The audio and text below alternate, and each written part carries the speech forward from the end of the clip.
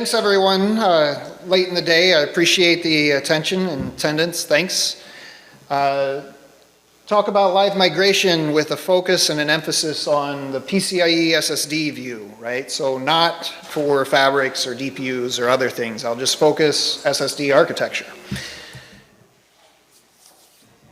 Overall, I'm going to focus on the background and assume system setup. Because I'm presenting, I get to assume the system. We'll go through pre-copy phase, and then the namespace migration, and then the stop and copy phase. The background and other resources, I wanted to call these out. Specifically, there's a ratified TP, the tracking LBA allocation with granularity. I'll speak about that a little bit. The PCIe infrastructure for live migration is currently in development, and so Mike Allison has spoken about it before in public avenues, but the actual development is inside of NVMe, and so I'm actually looking at matching the amount of information to what Mike has already revealed, but adding the flushing out around it, right? Let's clarify, it's what the board of directors would allow us to reveal. Thank you. Thank you. Yes, it's matching what the board of directors, NVMe board of directors would allow to reveal. So I'm not planning on revealing anything extra from the NVMe discussions. So anybody is welcome to join those discussions. They're ongoing. And then there is another TP that will be probably a follow-on TP that will be of high interest. And I have Mike's public conferences there as resources, including OCP is an upcoming planned discussion there. So a bunch of avenues for more information than just this presentation. So the motivation of live migration. So why do we migrate a workload? Perhaps there's a data center that has some downtime errors or maybe some access anomalies. And here I show a dual access path where one goes down, so you want to migrate to something that has better access. Or perhaps there's some load balancing, right? So a simple example is maybe you have some AI training that's long running and you move it to a data center that's running at nighttime, right? So that's just a potential reason that you want to do some live migration. So the live migration is really emphasizing that a workload can continue to run without awareness of the migration event, and it'll minimize downtime and allows the workload that's getting migrated doesn't need to be aware, doesn't need to implement any software changes, right? So it's able to perhaps have been code that was written in the 80s or something like that, and it's still going to be successfully migrated. Why enable live migration on an SSD? Well, the focus is on removing some software shim layers and having direct access of the I/O queues to the workload, whether that's a VM or some other workload. But other connections are allowed to be variable, and I don't really get into that since those are host-side decisions. But having direct I/O queues is an assumption for this talk. And overall, the fact that you don't have these software shim layers enables a reduction in host software, how much the host has to do, the latencies improve for that workload. They're getting direct access for their reads and writes. And so overall, the system from the viewpoint of that workload is going to be improved.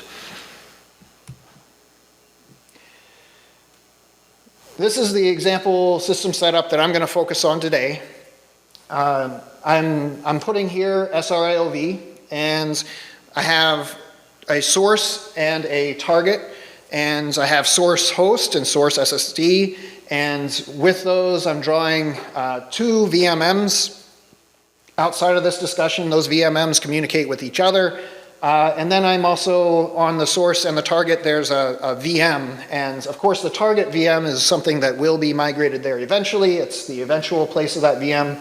And then from the SSD side, we have a secondary controller, controller Y on the source with its namespace, and controller H on the target SSD with its associated namespace. So because I'm assuming...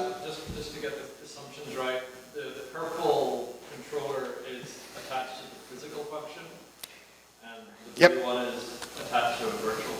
Precisely, yeah. So because this is an SRIOV system, this is, the question is, the purple is associated with PF0, and this is exactly, yes, because it's an SRIOV system, the VMM is connected up to PF0 on SRIOV, that's the parent, and it's going to be connected to the controller X, which is the primary controller. And that's on the source SSD, but the primary controller is controller G on the target in this example, right? And I'm changing those letters on purpose, particularly because the VFs, the children, which are connected up to the virtual functions on SRIOV, there's a possibility that maybe they need to change the VF number or some other association there, right? So there's some ambiguity on those not being required to be the same. So yes, so many VFs, one PF0, so one primary, many secondaries, so it could have several, the ... is several potential VMs here available for migration themselves or otherwise they're untouched. All right, going through,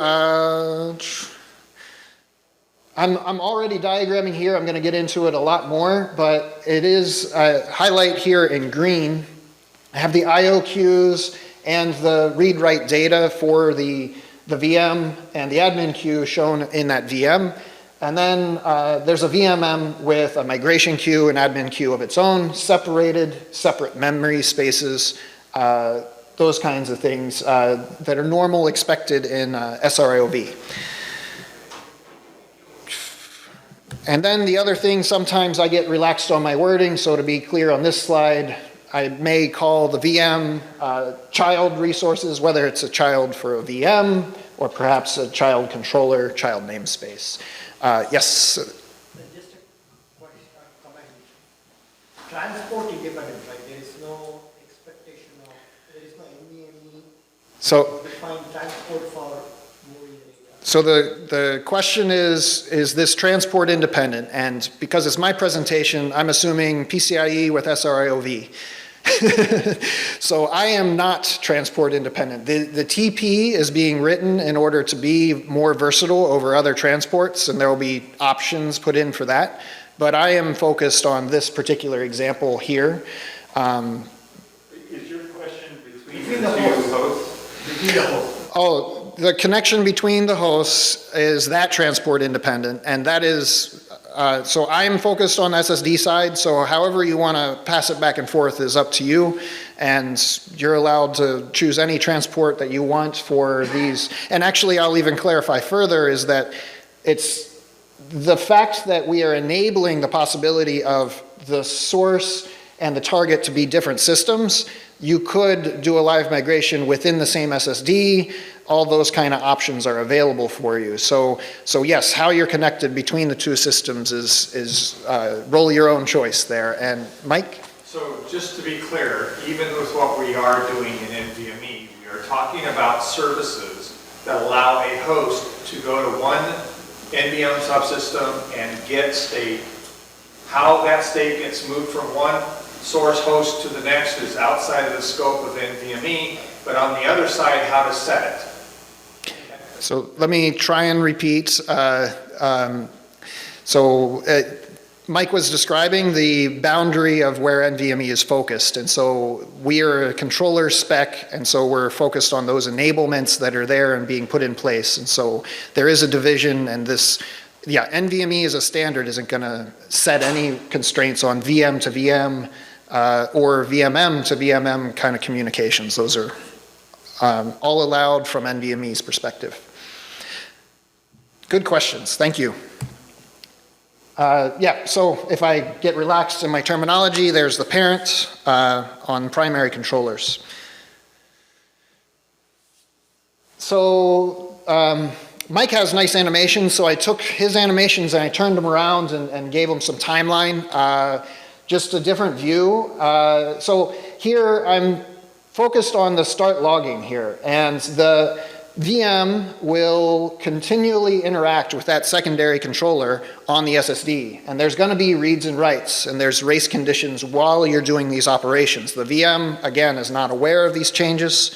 So this is the flow of the start logging command.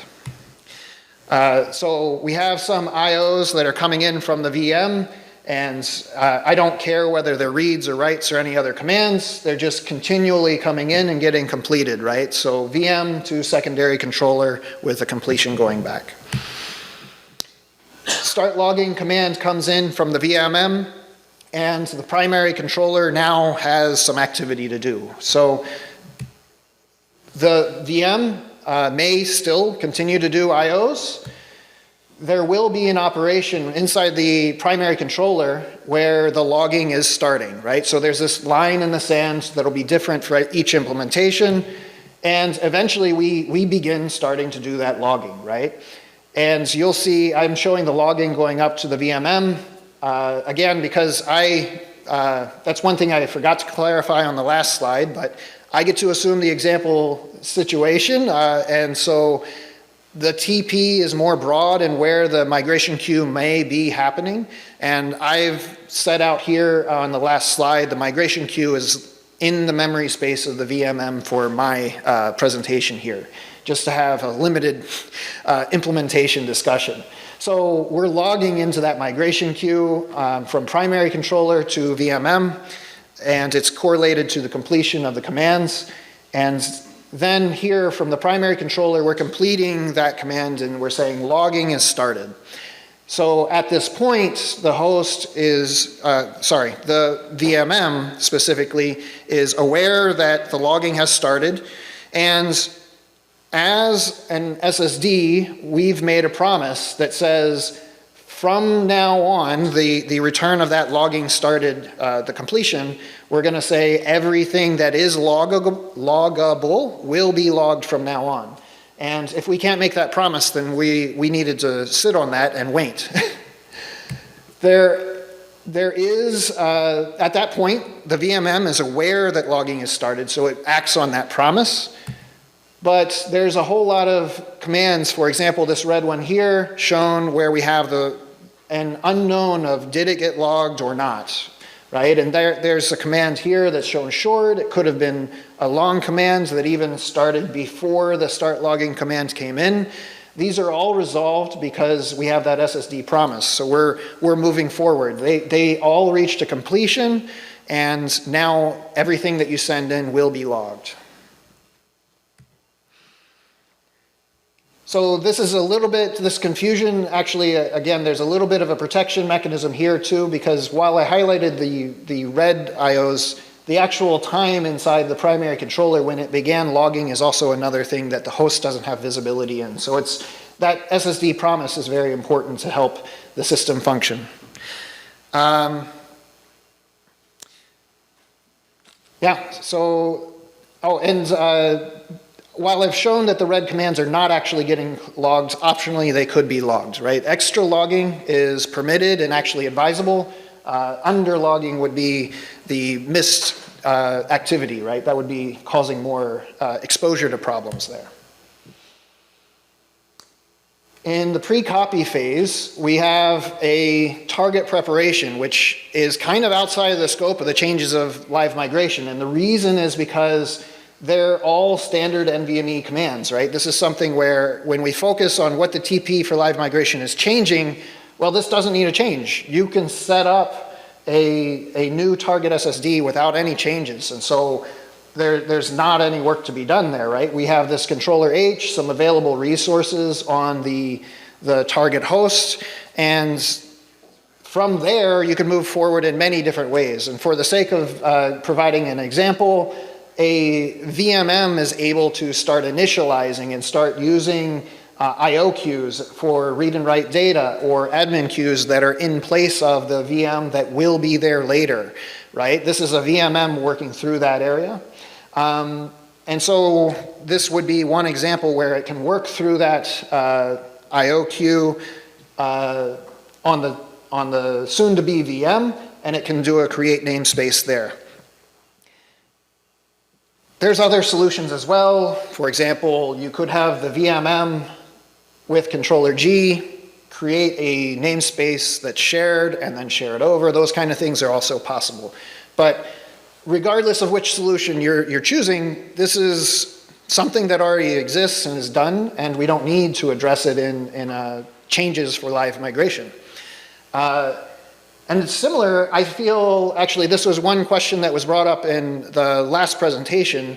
What happens if the namespace happens to have reservations on it, or what happens if you have zones or other kind of attributes? A lot of that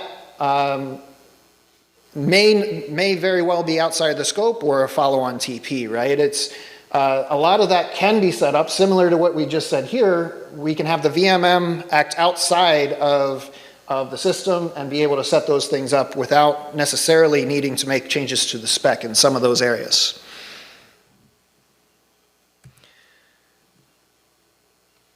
Once we have logging started, then we need to do an initial copy of the namespace data. And one option would be for the VMM to copy the entire VM namespace over.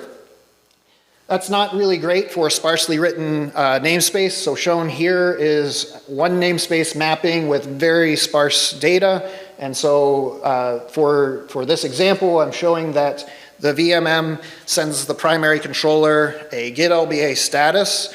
The granularity was set by the SSD. Maybe there's a customer requirements discussion that helped inform that granularity. And the primary controller is able to return the pink areas shown here to return the data as valid and mapped.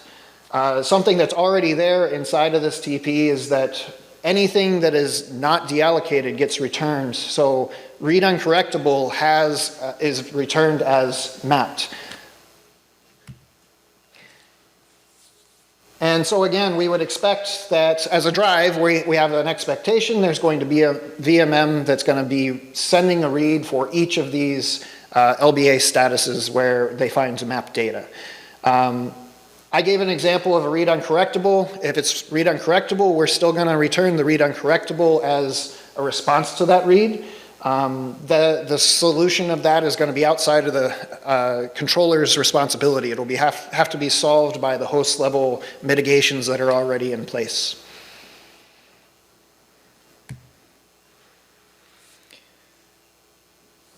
So showing this on a diagram that we went back to earlier. So we have the VM and VMM. Here we have controller Y with that namespace that's very sparsely populated. We're going to see the query for get LBA status. We'll return that to the VMM, and it'll send a read for each of those pink sections and move the data over. Again, how the data is moving from source to host, source host to target host is not a solution that we get into. The other thing that's important from a SSD design point is that as an implementer of a SSD, we want to be able to have that namespace populated and migrated without a dependence of the source SSD's granularity. We don't know what the other vendor or other system might be for that granularity, so we want to be capable of functioning no matter what. Mostly this is already satisfied since we as a SSD are just going to see, we need to be able to handle reads and writes of any size anyways. Summarizing what I've said so far, we have a source SSD view where there's a start logging command, and at the same time, we can see an initialization of the child over on the target system. So they can happen concurrently and independently. There will be a copy of the initial namespace where there's a query of the map status, and there's going to be a read of that data, eventually a write over to the target SSD. The reason I'm calling it out in this manner is to highlight that we've started logging before we've started the migration of the initial namespace. Again, that VM may be continuing to interact and may be writing continuously to their namespace, and that's acceptable. Worst case scenario, we're going to duplicate a copy of that new data. And so that's acceptable. But the big win is that that logging has started and continues. So even after we've finished migrating the initial namespace, now any VM interaction continues to get logged, and that is the big delta that we will eventually start getting to. In a moment, I'm going to talk about the iterative data copy, and this is the purpose where we want to continue to mark and log that the change of datas, and that change of data is what's going to be copied over in a looping fashion. So, continuing on the iterative data copy, we have ongoing, we have that VM continuing to do the reads and writes to the source namespace on that source SSD. And the primary controller is going to continue to log everything, and the copying of the SSD to the target is taking time. And this is where there'll be perhaps a longer migration of that data on the initial, so that time passes, but then after that, then you only have to migrate the delta, the small changes that have been happening. So there will be a shorter and shorter amount of data that's getting copied for each of these iterations. And so from the source drive view, we're going to see that initial copy, and we're going to continue to see some more reads from the VMM as there's further parsing of the migration queue logs. And that catch-up is what they're trying to pursue, right? So it's less and less data getting copied in each iteration. One thing to highlight over here on the right is that I've started to change the target SSD. We still have a soon-to-be VM marker in the target host, but at this point in this drawing, I have started to just color in the namespace on the child controller H there, right? So we're getting actually a reliable and good copy as we get closer and closer in those iterations. And yeah, and the copy, again, those are your decisions as a host on how you're doing that copy. The stop and copy phase then follows into a pause. And so this is the flow that we can expect as an SSD on the pause phase. The VMM decides to send a pause, but before this, there's VM interactions that are ongoing, they're getting logged. The pause command comes in. There may be more race condition commands that are coming in from the VM. And eventually, when the primary controller is parsing this pause command, it says, okay, we need to stop fetching. So there will be a link to the secondary controller on that source SSD where any fetching is stopped. But you can see that there's a command here that was already fetched and in flight, and we will still complete it as a secondary controller.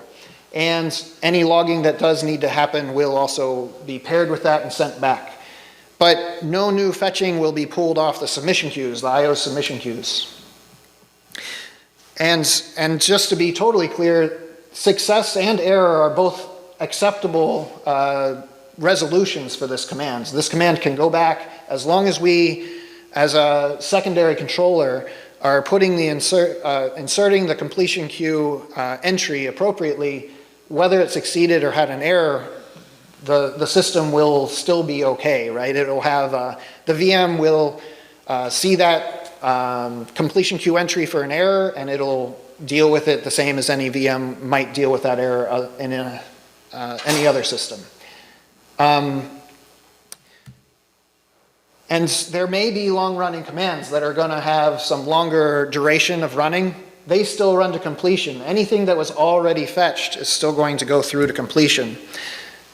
But once we have no more commands in flight, then at that point, then we're in a good state to move forward. So we will have submission queue entries on incoming to the secondary controller, and we'll have potentially completion queue entries outgoing.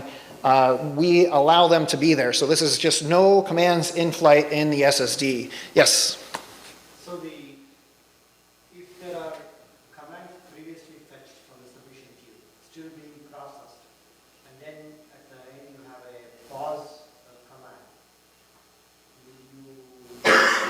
complete the pause command, and then there are no more, after the pause, there is no more new submissions, let us say, right? In that case, do you complete the pause status while you are still processing other command? Or can there be out of order completion for other commands in the pause command? Okay, so the short question is, can there be out of order completions for the completion of IO commands to the secondary controller and the pause command to the primary controller? And no, there cannot. That's going to be, again, I guess I should have called it out as an SSD promise again. This is one of those implementation requirements to be compliant, is that we will fetch things off the submission queue. When we receive that pause command, we will stop fetching. And once we stop fetching, everything that's in flight has to reach the completion queue. Once it's reached the completion queue, then at that point we start moving forward. So there's no commands in flight. And so whether the submission queue continued to gain new commands or not, we stopped. Yeah. And then the completion status for the pause command itself Is not on there yet.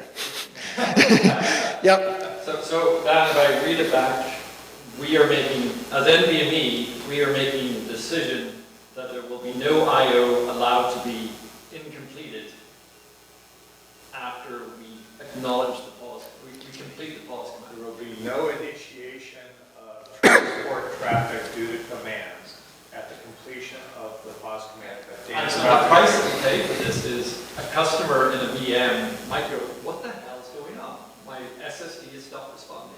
Because you have an I/O that's taking a long time. No, you're pausing the VM before you pause. Well, I guess that, well, no, the problem is, right, the VMM issues the pause command, okay? No, the VMM. But the VMM issues the pause command, right? At that point, the secondary controller, the virtual function, will at some point stop pulling SQZs in, right? So the problem is, if the VM has issued a whole bunch of I/O requests, right, they're not going to get processed. And the problem is, of course, you might have a long command that you issued, and so, you cannot respond to the pause command. Right? You cannot respond to the pause command until Yeah. I/O, which is outstanding. Yeah, so let me reiterate for those on the recording, essentially a summary, but highlighting that there is, if a VM is closely monitoring their I/O latency, they could detect that they've put commands on the submission queue, and they could detect that those commands are taking a very long time. This is true. This is one of those things where live is an ideal, and this is the one spot where, yes, we can definitely see this is... I'm just saying, we're making this decision. Right. We're making this decision, and this is going to be visible. And now the goal as overall system, host and drive side, is to minimize that. Yeah. Did you have another question? How comes that if you pause the virtual machine before you send that pause command, there's nothing wrong with the SSD, extracting something from memory and even putting something back in the virtual machine's memory. If the CPUs are stopped, time is stopped, it was. But I don't think the VM has paused. The VMM has issued a pause command to the drive. Yes. If you pause the VM at that point, it's even worse. Now my mouse has stopped responding, or my SSH shell isn't working anymore. I completely lost the quality of service of my VM. We're at that. So summarizing again, the comment was that while we are getting the pause on the drive side, there will be some pause activity on the host. And actually, I speak a little bit about that on the next slide. And how detectable that is, I think, is getting into details that we don't need to today here, but there were also questions on that. Or right, I'm just saying. Yeah. Yes, so at this point, we, as an SSD, are recognizing there's no more commands in flight in the secondary controller. They're all getting completed. So now that the primary controller is aware that secondary controller is stopped, and again, because there could be more, we don't, as an SSD, there may not be a paused VM. Yes, we're expecting a pause to happen sometime around now, but the race condition of who gets paused first can be different. And so from that perspective, there may be more submission queue entries that were inserted by the VM, and we need to accept those doorbells and deal with those without blowing up the system.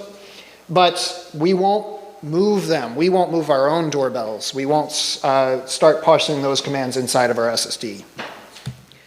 So now when we've done this, now we can return the pause commands, and potentially there's logging associated with this.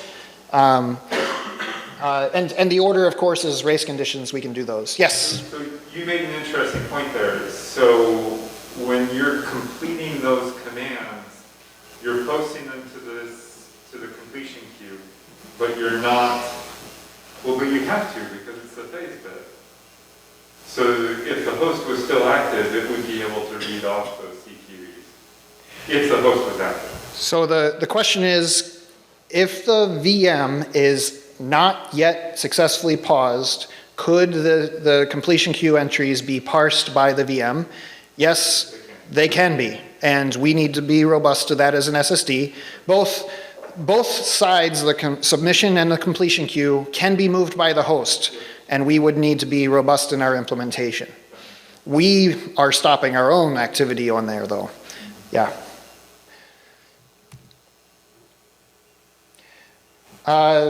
Yeah, so I think the other thing to catch is that we need to be ready if there might be a resume command come back into the SSD. Potentially, there's some system error. I mean, an SSD never makes any error, but maybe those network guys didn't let you transfer the data or something. I don't know. So we need to be ready to restart just in case the migration isn't successful for system-side reasons. So we would need to be ready to go, and shown here I have another IO command coming in that's green, and please notice that we've got logging still coming from this source SSD perspective. It's not turned off. Not only do we need to be ready for a restart, we need to be ready for them to retry their migration. So anything that we do still needs to be logged. So we're staying in a logging turned on situation for SSD. So onwards we go, and we're going to be ready to go. If we're not resumed, again, outside of the live migration TP, there's all the ways that we would have a secondary controller deal with being reset or restarted, cleaned, or whatever. It's boring existing NVMe, right? We're all here for the new parts. The VMM still needs to parse any remaining logged entries, right? So we had here a few more logging, shown here there's 3, or if you count the blue one as an existing log, it's 4. It needs to parse those, understand those. So the VMM will still need to copy any remaining data over to the target. So while we've stopped our secondary controller, there's going to be more activity from the VMM. So we should be prepared for that. So, to your point, why could I have an NVMe pause immediate? Go back to the last successful command, transfer, and stop right there. Not continue, transfer, a command, or something like that. So I think the question is, why do we have to complete all the I/O? Why can't we do migration with some I/O that have not yet been completed? So the question is, why can't we continue to do a migration even though there's activity in flight? Well, as in, the SQE has been filled in, but the CQE has not been put back. Yeah. And we could have chosen to migrate in that state. Yeah, so Mike wants to answer. So you have to understand that the host may be connected to a Samsung drive, and the target may be connected to another vendor's drive with different implementations. So when you get into the implementation details of what a command looks like internal to the drives, it's not defined by NVMe.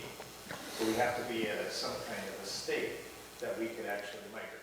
So So can we do it? Yes. Are we going to be able to do it because of implementation details that probably are proprietary and all kinds of other stuff? I don't think that's going to happen. So to summarize the answer, we need to be, as a spec, an NVMe spec, we need to be able to have not implementation dependencies. And so from that perspective, where things are in progression may be very, very implementation specific. And so this is decided so that we can remain vendor agnostic, implementation agnostic. Just to clarify that, Mike, you're talking about vendor-specific commands. No, Well, it could be. If somebody posts an LBA write command as part of the standard, I don't see where the implementation-specific issues are. so the question is, are there implementation specific details on a regular write, for example? And the answer is yes, because I receive a write command, perhaps that write command is 1 megabyte in size.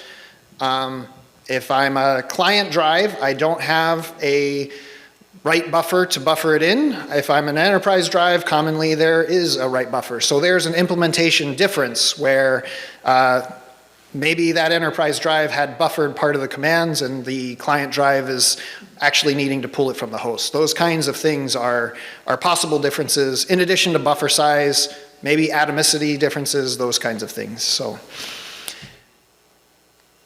thanks for the questions.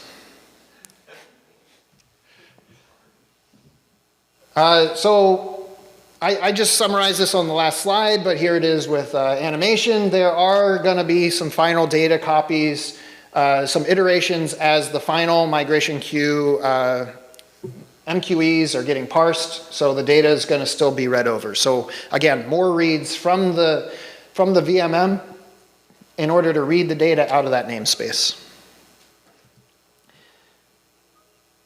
There's also going to be a get controller state, so it's going to ask for controller Y on the source SSD, and then over here on the target SSD, it'll be set controller H state. So it's going to be, again, it could be any VF, any controller number, any secondary controller there in this example. At that point, we're also going to expect out on the host, there's going to be some migration of VMM moving the VM. So now I've populated the VM being filled up.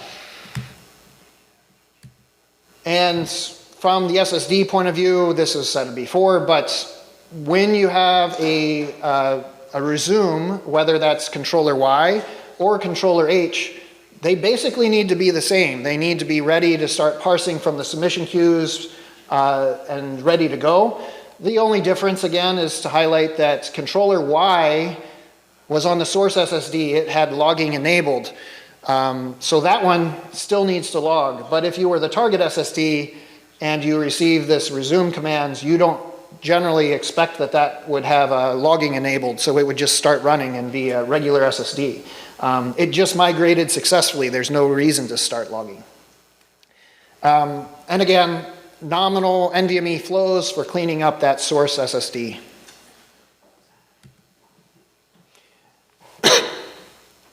Giving a time perspective on this, we have the stop and copy phase where there's a pause. There is going to be the read data from based on the logging that's in the migration queue and the write data over on the target SSD. And at the same time, this was mentioned earlier, we are expecting the host does some movement of the VM is going to pause that, the VMM is going to pause the VM and migrate that VM over. That's outside of the SSD's view, so we acknowledge that it's going to be there, but I don't have those details. That's going to be owned by a customer that implements that. There will be a post copy where we have the read of the child controller state and a write of the child controller state. And at the same time, there's a pause, and this is where the copy would concurrently be running in parallel. And again, that resume would come at the end. And that's my presentation. If there's any other questions outstanding, yes? Are there any problems with using shadow doorbells? Are there any problems with shadow doorbells? To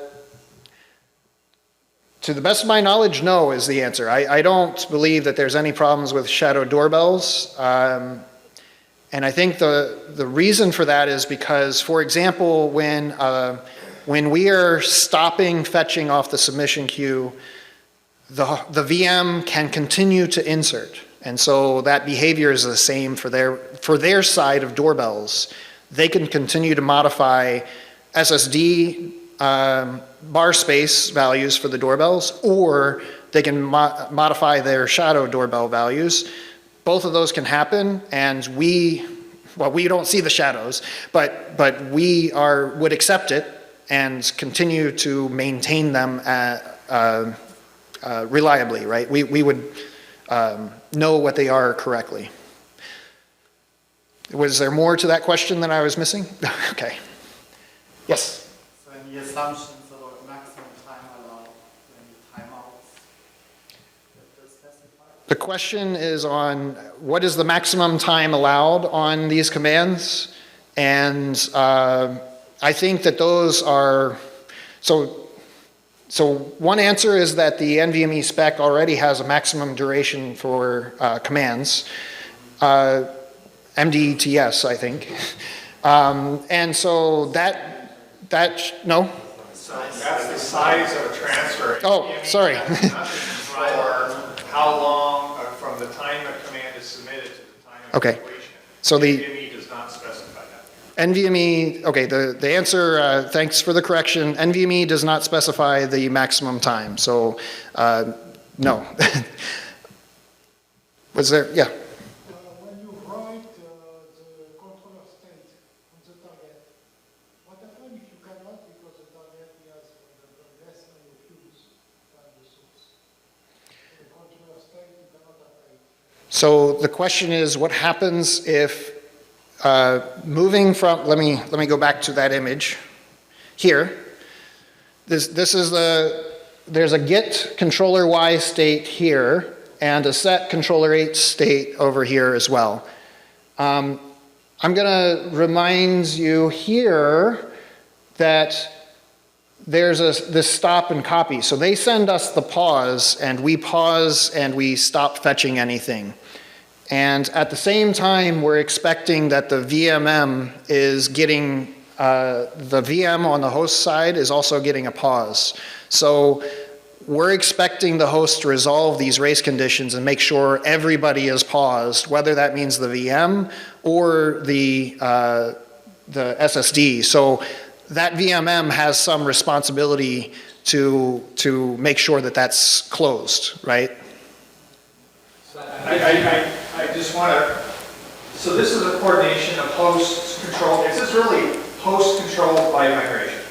The controllers are just saying, I have an internal state and I have support certain features on this controller in this host that was migrated to the source host. And over here, I have a controller on the target. The host up here has to understand what features and what capabilities are lying, and making sure that if this guy supports 128 IO queues, this guy has to at least support 128 IO queues for me to migrate. Okay? The expectation is when you do a set into a controller and you give him information that he can't do, he'll error out on the setting of the controller state saying that I don't want to. The other thing that's going to happen is we're going to have versionitis and all of this because we're expecting that this is going to change over time on the set and get. So you're going to advertise what versions that you support to be read and migrated to. So some of this is owned by the host to do the right thing. The controller will always protect itself, saying if you gave me a bad state that I can't set, then I'm going to give you an error. Host, you go figure out what you need to do. Thanks. So to summarize for those on recording, this is really a host-controlled live migration. And so as a spec and as an SSD, we're giving handles and commands and availability of functionality of how we will operate, but we aren't solving all of it in the SSD. It's expected to be moved and migrated managed by the host. And then also Mike highlighted that specifically for the get and set controller state here, we are expecting there's going to be a lot of versioning, so that'll have to be carefully managed, because what happens if you have the wrong number of I/O queues? There's going to have to be checks on capabilities of being able to do that migration between vendors, between generations of SSDs. So thanks. So a question, yeah. Really 2 points. I have personally seen, especially the store port, mini port, even if you get the shutdown, you still get some I/O later on. In fast versions of Windows, I've seen that, right? So there will be race conditions depending on operating system implementations in the storage system. The second point is, and that kind of goes to the point I was making. The second is a question, and it is a question. So the pause command is received by the SSD, but not completed until after all the other I/O commands are processed and completed. Right? Is it, or would it have been a different implementation? An alternative one would be to acknowledge the pause so that the host knows that there is no more processing going to be happening. But then, after all the completion of the pending I/O commands, generate an AEN that now the pause state is successful. Would it have been a better implementation? Because now the host is on the admin side, the host doesn't know you got the pause and you're working on it, or you're not even working on it, you're not acknowledging the pause, you don't know. You can be still submitting new media access commands. So understand that it's the VMM issuing the pause, not on the VM being migrated. So those two things are isolated. He doesn't even care what the VM is doing in terms of doing that. So it's independent and asynchronous to there. Okay? Yes, we could have done a return of the pause and then done an AEN, but why don't we use the completion saying that's your AEN? Okay, so that actually is adding more complexity and adding an AEN when I can just use the completion, because until he gets the AEN, what's he going to do? I think another point is, Before we go on, there's a recording going on. So, two points. Yeah, and maybe Mike should come up since he's fielding as many questions. 2 points that were brought up. One is there's some race conditions on the host that was being called out as hard to prevent continued operations even though you're pausing the VM. That's, you guys solved that, the host side. I don't care. Your job's hard. Wah, wah, wah. And then the other point was, the other point that was just called out, the spec question of how are we reporting, and it's kind of one of those things where we needed to have decisions, right? And so it's the VMM going and interacting with the primary controller, asking for the pause to happen. And so no matter how much delay is happening in the VM, it's the VMM dealing with that pause that sent the command and received the completion of it. Yes, so there was, yeah. So are you also considering like a storage migration as a use case here? Like where like you just within the same host, VM stays, but the... So the question is, are we considering just a storage migration, but we stay within the same host? Yes, that should work. This is the most full functioning aspect of it, but if you were staying within the same SSD, you could share namespaces and prevent all the data copying, for example, or... No, I think it's not the same SSD. Like say I hot plug a new SSD and I want to move the VM data to that. Right, and again, so the question is, clarifying it's within 2 SSDs, the same system. Yes, the VM can be the same VM, right? So the source and target host can be the same, and you can migrate to from one child on one SSD to another child on another SSD. From our point of view, we don't know where we as an SSD are placed, right? Whether we're across the network or inside the same system. So we're the same. We're robust to those kind of decisions. Was there, yes? Does the migration queue have to be consumed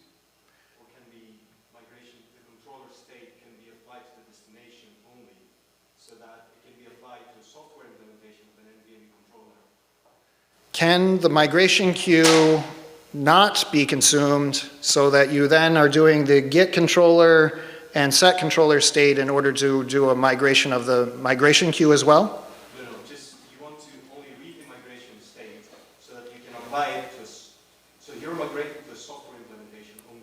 So you don't need to move the data. The software implementation can still read the data from the source host directly. So if you're, okay, so the question is, can you just migrate controller state without migrating the data in a software implementation? And yes, these are a general tool set that's full functioning, and you're able to use any subset of it, right? So we as an SSD, if you don't read the data out, we'll be just as happy with less activity to do. So yes, this is a sufficiently full tool set to keep all of those options available.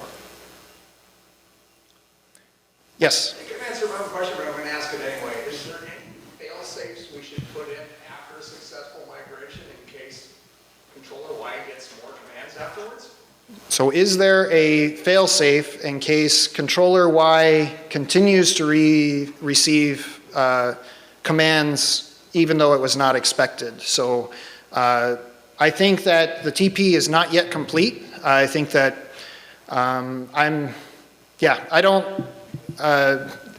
do you want to?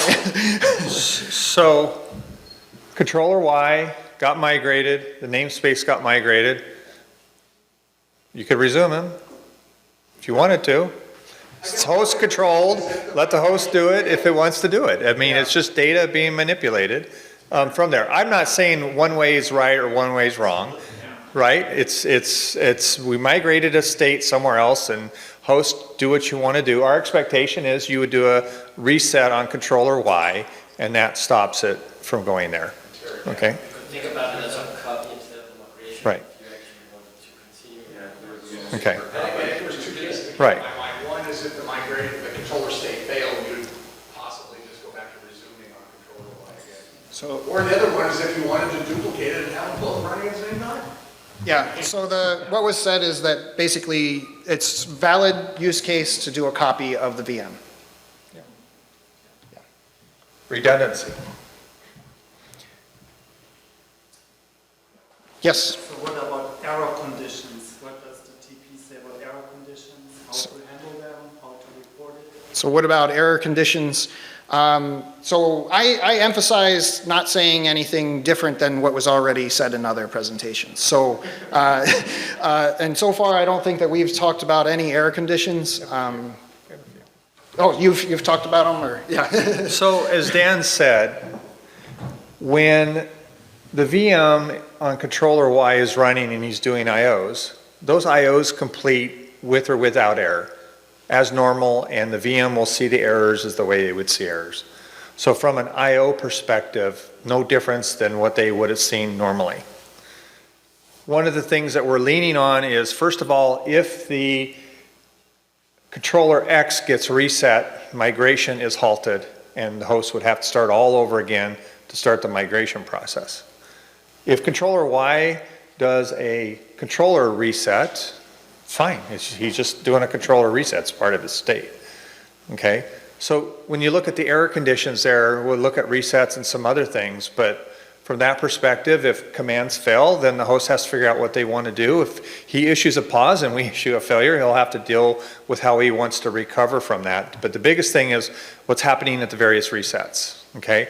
And you know, they're going to migrate, we're not expecting errors, and if you get an error during migration, halt all the migration, let them continue running, and try it again host, right? We're not going to do a partial and then resume from a partial to continue from there, because the intent is we're not expecting a lot of errors, and to put in too much, you know, stuff in the specification around that condition is, one, we'll probably not get it right, can't test it and validate it, so we'll just say all or nothing is kind of the attitude that we're having right now. But I invite you all to come to NVMe and let's explain what's happening, okay? We're in the process of the development. Went back to phase 1. We wanted to clear up some of the scoping. That should be done here in a couple weeks. I am actually working with the partners to write up the first TP. In fact, I'll probably be working all night on it because it's due by Friday. and I've been here, but I have it mostly written. And again, this is just the initial concept to everybody. We've listened to everybody. We're going to put it in there. We get the membership comes in, says we want to do this, we want to do that, and we work through it. We've had a lot of really good conversations, nice, good fellowship within the NVMe organization on this, more than I've ever seen on any other TP in my entire life of NVMe. But it's actually been fun, and people are speaking up and trying to figure out what to do. Again, the title of the actual proposal is PCIe Infrastructure. The intent is this is the beginning. It's a large TP. That's why we broke it up into multiple TPs along the way. This thing about reporting the allocated LBAs, that's already ratified. And so we're working on the next one, and then we'll work on the next one. And we broke it up into nice orthogonal pieces that we could use because those pieces had other capabilities. So for example, now with this new get LBA status, that you can go read the allocated. If you're doing snapshots, you can just say, go get me the allocated LBAs and I'll save them. I don't have to do the whole namespace or manage that. The drive can just tell you what's actually allocated and copy only what you need. I don't want to take his thunder. He's done a good job. I think yeah, thanks. Any other questions? All right, thank you, everyone.